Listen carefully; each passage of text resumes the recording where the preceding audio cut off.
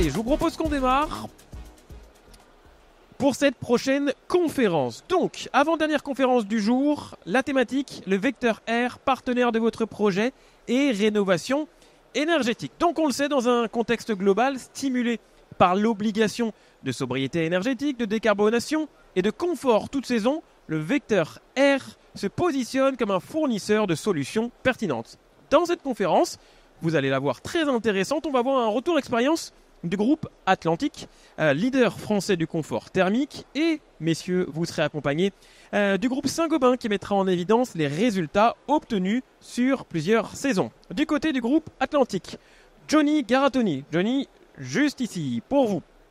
Johnny, vous êtes responsable des applications tertiaires chez groupe Atlantique. Sur votre gauche, c'est Thierry Barou, si je ne dis pas de bêtises, parfait, responsable grand compte enseigne chez groupe Atlantique. Et sur votre droite, donc, Saint-Gobain, Olivier Kraft, responsable environnement groupe Saint-Gobain côté distribution. Et enfin, Denis Lestan, responsable travaux Point P Île-de-France au sein du groupe Saint-Gobain. Messieurs, c'est à vous, vous avez 40 minutes pour nous faire rêver. Ok, c'est moi qui prends le relais, donc merci pour cette introduction. Alors, voilà le petit sommaire qu'on vous propose, donc des éléments de contexte qui vont vous permettre de comprendre pourquoi on doit traiter ces sujets de décarbonation et de réduction des économies d'énergie. On montrera comment le vecteur, on mettra de la lumière sur le vecteur R pour montrer comment il peut être acteur de ces enjeux-là, en proposant des solutions, en voyant ses atouts. On partira à la partie on ira sur la partie on va dire cruciale de cette intervention où on s'appuiera sur un chantier réalisé dans la région Île-de-France, donc qui vous sera présenté par ces messieurs, et donc on vous montrera comment dans la vraie vie ça fonctionne. Et puis si vous avez des questions, parce que vous êtes tous des gens très curieux, eh ben on essaiera d'y répondre. Alors je crois que je passe la parole à monsieur Barou qui a quelques mots à vous dire sur le groupe. Alors pour présenter le groupe Atlantique, donc c'est un groupe familial français qui a été créé en 1968 par deux ingénieurs qui est Paul Rada et Pierre Lamour, et qui est toujours en actionnariat familial de ces deux familles. Ça représente aujourd'hui à peu près 13 000 collaborateurs en France. Bon.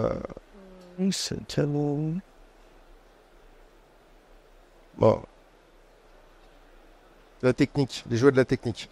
Donc aujourd'hui, on a 32 sites industriels dans le monde, dont 13 sur le territoire français, avec des activités, on va dire, qui sont assez larges, car le coup de génie du groupe Atlantique, c'est d'avoir un pied dans chaque énergie, avec du gaz, de la thermodynamie, du chauffage à effet Joule, qui sont donc répartis sur les différentes usines sur le territoire français. L'autre particularité du groupe, c'est qu'on est orienté sur deux marchés. Le marché du résidentiel, donc avec une partie radiateur, eau chaude sanitaire, pompe à chaleur, chaudière, et bien sûr les pompes à chaleur RR. Et nous sommes également présents sur le marché du tertiaire, donc qui est la raison de notre présence ici aujourd'hui, sur la partie qu'on appelle chez nous Atlantic System, où on adresse tout le marché du collectif et tertiaire et le marché de l'industrie. Donc nous sommes vraiment une marque qui est multispécialiste sur ces deux univers. Et pour finir, le groupe Atlantique, c'est 22 marques spécialistes. L'intelligence et la particularité du groupe, c'est d'adresser les marchés par des marques différentes, de façon à assurer les canaux de distribution du bon adressage via la bonne marque. Voilà. Très succinctement, la présentation du groupe. Je repasse le micro à Johnny. Alors, sur les éléments de contexte, donc j'ai parlé tout à l'heure. Alors, donc sans surprise, vous savez que depuis quelque temps, les aléas, on va dire géopolitiques, font qu'on a une variation du prix des énergies qui n'est pas forcément facile à maîtriser. En général, ça a tendance à aller vers le haut, mais il y a des fortes fluctuations qui sont difficiles à appréhender. À ça, on cumule, vous le savez tous, un certain climat qui a tendance à aller vers des températures de plus en plus élevées. Donc ces deux problématiques de crise énergétique et de réchauffement climatique, elles nous obligent à prendre en compte les éléments, les objets, et de remplir les objectifs suivants qui sont écrits là, c'est-à-dire d'aller vers la sobriété énergétique, de décarboner, on verra que c'est souvent des thématiques qui sont liées, et aussi de prendre en compte le confort des occupants tout au long, toute l'année en fait. Donc comment on répond à ces objectifs-là? Et on voit que ces objectifs-là, ils sont encadrés par un contexte réglementaire que j'ai essayé de résumer de façon très simple à travers différents textes qui sont repris là. Donc vous avez notamment le décret tertiaire dont on va parler en 2 minutes juste après, qui se fixe à partir de 1000 m². Vous avez les décrets BAX qui mettent en place des systèmes de pilotage. On verra aussi que c'est des choses qui se mettent en place, qui ont déjà démarré et qui vont continuer à se déployer. Et puis après, vous avez sur le confort, on a le décret surveillance QAI qui est plutôt à concerner des bâtiments type enseignement ou des bâtiments qui reçoivent du jeune public, donc principalement de l'enseignement, et qui vise à s'assurer qu'on a une qualité d'air optimale au sein de ce type de bâtiment. Et tout ça aussi, on a la partie financement à travers les certificats d'économie d'énergie, les fameux C2E. Donc là, c'est le mapping un peu de tout le contexte réglementaire qui est en lien avec ces 3 objectifs dont on a parlé précédemment.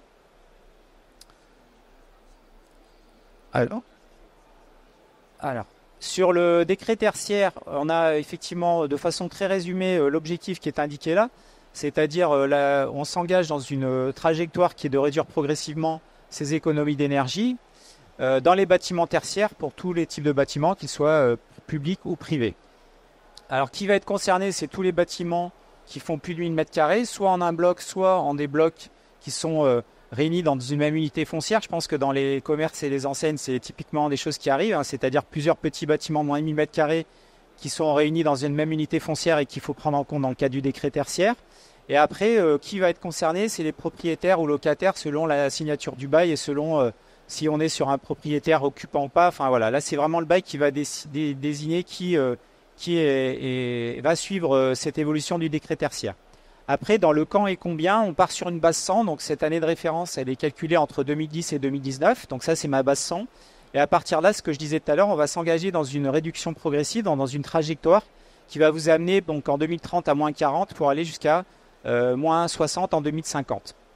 Ça, c'est l'évolution en variation relative. Ça, c'est plutôt pour des bâtiments qui sont déjà avec des consommations relativement élevées. Par contre, dans des bâtiments neufs qui sont concernés par le décret tertiaire, hein, puisqu'on est engagé sur une trajectoire jusqu'à horizon 2050, on ne va pas leur demander de faire du moins 30, moins 40 ou moins 50. Donc eux, ils vont devoir répondre à des exigences en valeur absolue qui sont fixées par décret tous les 10 ans. Ça, c'est pour le décret tertiaire de façon très schématique. Et après, vous avez, donc pour le décret BAX, l'obligation de mettre en place et d'installer des systèmes d'automatisation et de contrôle dans son bâtiment tertiaire. Donc ça, c'est l'objectif. Qu'est-ce qui doit être mis en œuvre? C'est donc une solution de type logiciel et service qui va prendre la main sur un certain nombre de lots techniques, parmi lesquels les éléments du lot CVC. Donc chauffage, ventilation, climatisation, l'éclairage, l'ECS et puis aussi potentiellement la production d'ENR si elle est sur le bâtiment. Donc les exigences de moyens, là, c'est d'avoir un système de supervision qui est de classe C au sein d'une norme qui est la 50220 et qui encadre la classification de ces systèmes de régulation. Là, le qui et quand, on a déjà commencé pour les bâtiments existants, puisque vous voyez, les critères, les paramètres d'entrée, c'est est-ce que je suis dans le neuf ou dans l'existant, et après c'est la puissance qui est installée sur la puissance chauffage ou climatisation, la plus importante des deux, qui sera prise en compte. Donc on voit par exemple sur les bâtiments, neufs, c'est déjà en place depuis le 21 juillet 2021 pour les 290 kW. Depuis cette année, là, on est passé sur les 70 kW et plus, et on voit que pour la rénovation, ça va commencer au 1er janvier 2025. Donc on voit qu'à travers ces deux textes réglementaires principaux, il y a la volonté de suivre et de s'inscrire dans une trajectoire de réduction des économies et de mettre en place des systèmes intelligents. Donc tout ça, ça nous amène à comment le vecteur R peut se positionner dans ce projet-là. Donc je vais essayer de vous convaincre. Donc la première chose, c'est comment on suit un projet à travers le vecteur R. La première chose, c'est, je l'ai découpé en 3 temps, c'est vraiment la découverte du besoin client à travers ses motivations, quel est son budget, point important, et puis aussi, point crucial, de connaître comment il consomme, quelle est sa consommation et comment il consomme. tant qu'on n'a pas pris connaissance de ça et qu'on ne sait pas comment on consomme, on ne peut pas s'engager dans des actions de rénovation parce qu'on va forcément taper à côté. L'autre, c'est une fois qu'on a identifié ce besoin et qu'on est en phase avec ça, il va falloir proposer des solutions qui y répondent. Donc on verra après, nous, les solutions qu'on peut vous proposer dans ce contexte-là. Et puis, une fois qu'on a ce champ du possible, comment on aide le client à prendre sa décision. Et là, il a besoin d'éléments très concrets, c'est-à-dire combien ça coûte, en combien de temps je pensais que je peux le rentabiliser, la maintenance, comment elle se fait, à quelle fréquence, pour quel coût. Ça, c'est des éléments qu'il faut qu'on donne à notre client pour qu'il puisse derrière prendre ses repères et choisir la solution la plus en adéquation. Donc sur la consommation, là, je vous ai fait un petit résumé des principaux segments de marché du tertiaire, avec une répartition des postes de consommation. Donc vous avez le CVC qui est en vert, donc vous voyez que c'est quand même le poste de consommation principal dans les segments qui sont indiqués là. Donc si on prend l'exemple des bureaux, on voit que le CVC c'est 53% avec une forte proportion à l'électrique spécifique. Donc tout ce qui va se brancher sur des prises électriques, on est sur du 42%. Dans le autre, vous allez trouver l'ECS et potentiellement d'autres usages. C'est une moyenne qui est issue d'une source qui est l'ICO, qui est une association qui a pour objectif aussi de viser des objectifs de réduction de consommation horizon 2050. Si on prend un exemple un peu extrême, on voit par exemple dans les hôtels, le CVC est un peu plus léger parce que dans autres, on a notamment l'ECS qui pèse un peu plus lourd et qu'on est souvent autour de 20% pour l'ECS. Donc retenez qu'en moyenne, le CVC dans un projet de rénovation, c'est 52%, enfin dans une consommation, c'est 52%, donc on ne peut pas ne pas s'occuper du CVC quand on parle de rénovation énergétique. Donc si on prend l'exemple des bureaux, on se dit quels sont les leviers pour pouvoir atteindre ces objectifs-là. Donc moi je les ai découpés en 3 parties. Je pars d'une base 100, donc là je vous avais parlé de 53% dans les bureaux, avec le chauffage, climatisation d'un côté, la ventilation. Et donc on va agir sur 3 leviers qui sont écrits là, la mise en place de systèmes performants, le pilotage intelligent et la diffusion optimisée. Donc c'est ça qu'on va un petit peu expliquer juste après. Donc si on arrive à passer de 53 à 28, effectivement, c'est jusqu'à 25% d'économie sur l'ensemble du projet. Donc, on va partir d'une base 100 à une base 75, donc mais moins 25%. Et donc, on voit que 25% par rapport aux 40%, on a déjà une bonne partie du chemin qui est fait. Et donc, encore une fois, pour me répéter, c'est sans traiter le CVC, on a peu de chances d'arriver à ces fins. Donc, sur les leviers dont j'ai parlé, le chauffage et la climatisation, donc on est vraiment à travers la PAC RR sur des systèmes très réactifs, des systèmes qui savent traiter le confort toute saison, des systèmes qui sont en récupération d'énergie, donc qui peuvent traiter effectivement des zones en chaud, en froid, et ça c'est particulièrement intéressant en intersaison. On a des systèmes de régulation et de pilotage intérieur qui sont certifiés UBAC, donc qui permettent d'avoir la précision optimisée, donc à travers les systèmes VRF Osmose. C'est des produits que notamment l'Osmose 2 que vous avez sur le stand. Sur la partie ventilation, on va s'appuyer pour qualifier la performance sur la certification Revent à travers la performance des systèmes en termes d'isolation thermique.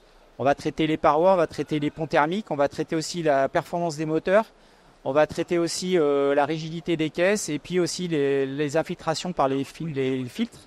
Et donc tout ça qualifie les modèles et là on va s'appuyer soit sur des systèmes à récupération d'énergie quand on est sur uniquement la prise en compte de l'air hygiénique, soit sur des centrales de traitement d'air dès lors qu'on intègre aussi du confort chauffage et du confort d'été.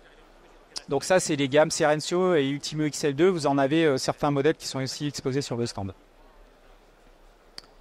Maintenant si on parle de pilotage intelligent, il faut avoir des repères dans rénovation. Quand on parle pilotage intelligent, c'est savoir aussi quels sont ce que pèse 1 degré. On a souvent eu la promotion, la pub à la télé, à 1 degré c'est 7%, enfin on entendait ça à la télé. Dans des relevés qu'on a pu faire ou des simulations qu'on a pu réaliser dans les bâtiments, on est plutôt autour de 10% quand on abaisse une consigne de 1 degré.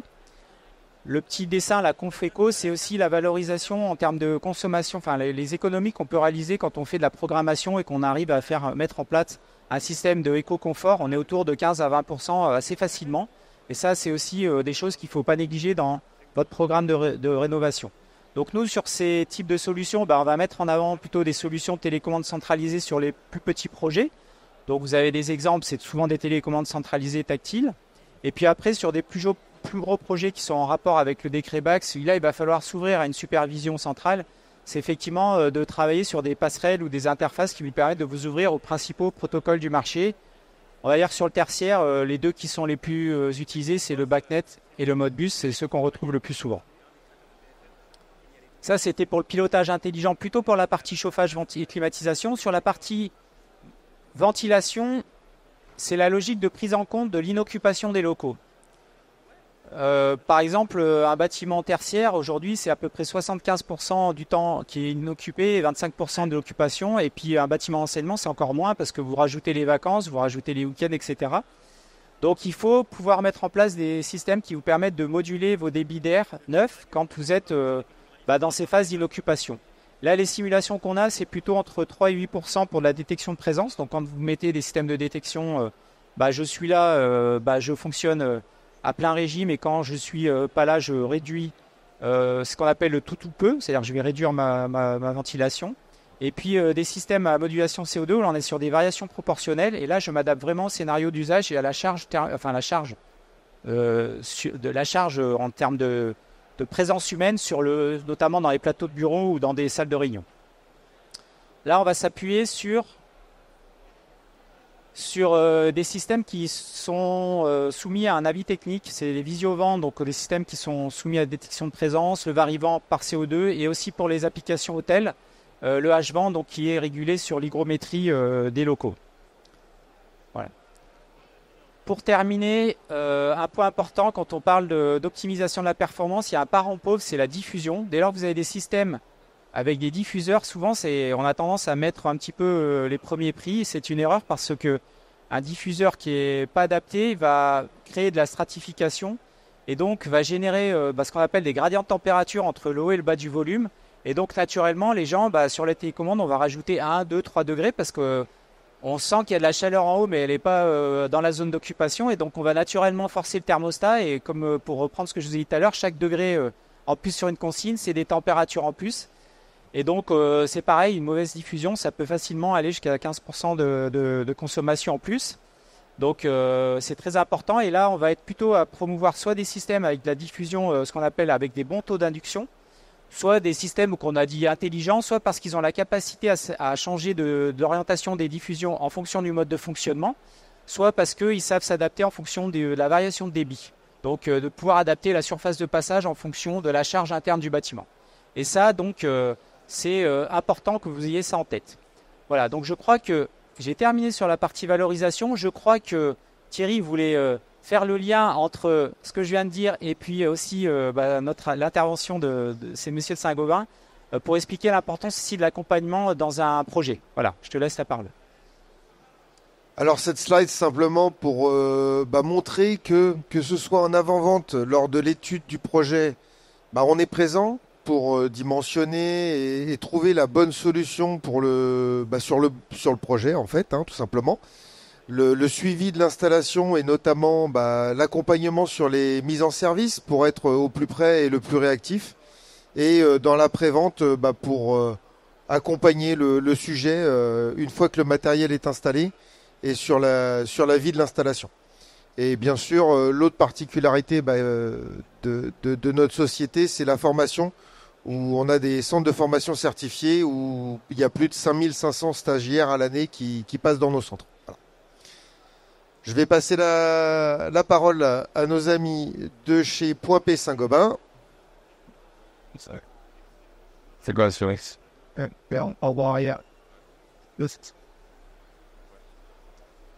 Alors, je vous présente rapidement la partie distribution de Saint-Gobain. Saint-Gobain, c'est une grosse boîte qui fait 40 à 50 milliards. Vas-y, attends. Voilà. Donc en fait, nos enseignes principales, c'est... Vas-y, affiche tout. Pardon. Donne. Voilà, donc on a 2000 agences en France, avec une grosse partie, c'est Point P, distribution de matériaux de construction. On a à peu près 450 agences CDO Clim+, 50 à 60 dépôts, plateforme du bâtiment, c'est une enseigne qui est réservée aux professionnels. Plume plastique pour tout ce qui est plombier, maçon, etc. 10 panneaux pour les panneaux, et ensuite on a Asturienne pour le toit et Slick pour tout ce qui est plaque de plâtre. Voilà. Donc c'est essentiellement des enseignes qui sont destinées aux professionnels, mais on fait comme 20% du chiffre avec des particuliers. Donc 2000 agences, 500 en propriété, donc un parc très disparate, des toutes petites agences en province et des grosses agences plutôt en Ile-de-France. 20 000 collaborateurs, on a 1500 agences qui sont assujetties au décret tertiaire et on a 200 sites qui font 50% de la facture globale. Donc, c'est-à-dire essentiellement des sites logistiques, des très très grosses agences. Chiffre d'affaires, on est à entre 8 et 9 milliards. Voilà. Alors, au niveau de la stratégie décret tertiaire, donc c'est des leviers qui sont pas très très innovants. Hein. Le premier, c'était déjà de compter l'énergie. Donc on a raccordé nos 2000 agences à une plateforme de suivi énergétique qui s'appelle Citron, pour ceux qui connaissent. Donc on remonte la donnée de deux façons, soit avec les factures, soit avec de la donnée compteur, donc Linky ou Gaspard. Ensuite, une fois qu'on a compté, on a commencé il y a plusieurs années, hein, on a commencé à faire du relamping LED avec des résultats en général entre 15 et 20% d'économie sur le poste global. On a fait de la GTB, là on a commencé il y a 2 ans maintenant à faire de la GTB sur une cinquantaine de sites. Là aussi on observe une baisse de 15% en général, mais ça va jusqu'à 50% sur des sites qui étaient très mal gérés. Ensuite au niveau chauffage, donc la stratégie du groupe c'est de supprimer petit à petit les énergies fossiles avec en priorité propane fuel dans un premier temps et gaz réseau dans un second temps. Et l'idée c'est de mettre de la PAC RR, en général c'est ce qu'on fait sur les agences avec soit du SPLIS ou du DRV. Et après, on a, dans 1 ou 2, 3 ans, on va commencer à faire du solaire photovoltaïque en autoconsommation. Autoconsommation, c'est important pour le décret tertiaire. Si vous faites de l'injection réseau, ça ne fonctionne pas. Donc il faut autoconsommer et éventuellement revendre le surplus. Et ensuite, on a les leviers de déstratification, on en a parlé tout à l'heure, isolation bien sûr, l'action collaborateur, donc ça c'est le management des collaborateurs sur les économies d'énergie. Et puis, un poste auquel on ne pose pas souvent, mais l'électrification du parc chariot. Ça a commencé il y a 10 ans chez nous. En fait, c'est un poste qui vient peser sur la consommation des bâtiments, alors qu'avant, c'était une consommation GNR qui était affectée au parc. Et en fait, cette électrification fait monter notre consommation d'énergie. Donc, c'est un boulet, si vous voulez, en plus. On arrive quand même à baisser globalement. Donc, je vais passer ça, c'était les grandes lignes. Et je vais passer la parole à Denis pour un projet très pratique qu'il va vous présenter. Et ensuite, on parlera des résultats, parce qu'on a mesuré les consos sur 3 ans. On représentera ça sur les dernières diapos. Bonjour à vous tous. Donc on fait un petit retour d'expérience sur un site qui est basé dans le 94 à Alfortville, où on avait une agence qui fait 1700 m² en espace de vente et une chaudière anciennement gaz de ville qui faisait 300 kg. Pour l'historique, c'est que la chaudière gaz alimentait les 3 bâtiments en chauffage. Le futur nous a donné le choix de séparer les bâtiments 2 et 3, mais la chaudière était basée sur le bâtiment 1. Donc, on a fait un choix stratégique de retirer cette chaudière. Pour quel motif? Suivante, gaz de ville, 300 kW, qui est surdimensionné par rapport à l'activité des 1700 m², et qui avait une espérance qui avait déjà 30 ans. Donc, problématique d'entretien, de maintenance. Et en plus, la consommation de gaz qui était importante par rapport à la capacité de cette chaudière d'affluer de la chaleur. Avec les années, ce qui nous a amené aussi de l'inconfort, parce que la chaudière faisait du chaud, et le réchauffement climatique nous permet aussi de dire que l'été, on a besoin d'un peu de frais. Donc il y avait beaucoup de systèmes disparates entre chauffage et climatisation. Suite à ça, nous sommes fait une petite étude avec un bureau de thermique, afin de savoir où est-ce qu'était la meilleure orientation, si on gardait la chaudière, si on passait en électrique, en PAC, sur cet espace de vente. Les analyses nous ont permis de dire que la solution de garder tout à l'électrique, chauffage électrique du type aérotherme ou autre, n'était pas rentable aujourd'hui au vu le coût de l'énergie, et en plus l'inconfort de la période estivale, surtout l'été. Donc voilà comment on a réalisé notre projet. Donc réalisation d'une étude thermique du bâtiment, comportementale aussi, ce qui ne va pas l'un sans l'autre, parce que le comportemental va aussi influer la partie énergétique du bâtiment. Suite au retour et les chiffrages qu'on a effectués, on retient une solution de notre enseigne avec Atlantic et Climplus, notre partenaire qui nous a fourni le matériel, et Atlantic qui nous a aussi aidé sur le bon matériel à choisir et à mettre en place sur ce site-là. Donc, appel d'offres avec différentes entreprises qui nous fournissent et qui font la fourniture et la pose. On n'achète pas en direct avec Atlantic, on passe par un distributeur qui s'appelle Climplus pour pouvoir acheter le matériel via un prestataire qui nous la pose sur ce site-là. Donc après une séance de 4 mois, ce qu'on appelle entre nous, le fournisseur Atlantique, le prestataire qui nous vend la climatisation Clim+, et le poseur pour savoir comment faire, parce que l'idée c'est de faire l'installation de notre système en milieu ouvert, c'est-à-dire qu'on ne ferme pas l'exploitation partie commerce. Donc il y a tout ça qui rentre en compte. Et après, tout ce qui est la réalisation des travaux, donc dépose de la chaudière gaz. Donc non, on ne fait pas ça en hiver, on fait ça plutôt dans les beaux jours pour éviter toutes les contraintes climatiques. Suppression de tout ce qui était chauffage annexe, donc petit radiateur à point, petit split que vous voyez d'appoint aussi pour pouvoir épurer tout le matériel en place et la mise en place du matériel et réalisation des travaux. Gardez en tête que quand on fait une opération comme ça, il nous faut au minimum entre 8 et 10 mois pour le moment où on fait l'étude et le moment de la réalisation et de la mise en service. C'est peut-être anodin, mais quand on fait un rétro-planning, si on commence l'hiver, on arrive en pleine période d'été, ça marche. Si on le fait dans l'inverse, on arrive en période de chauffe et ça devient complètement compliqué au niveau de l'exploitation.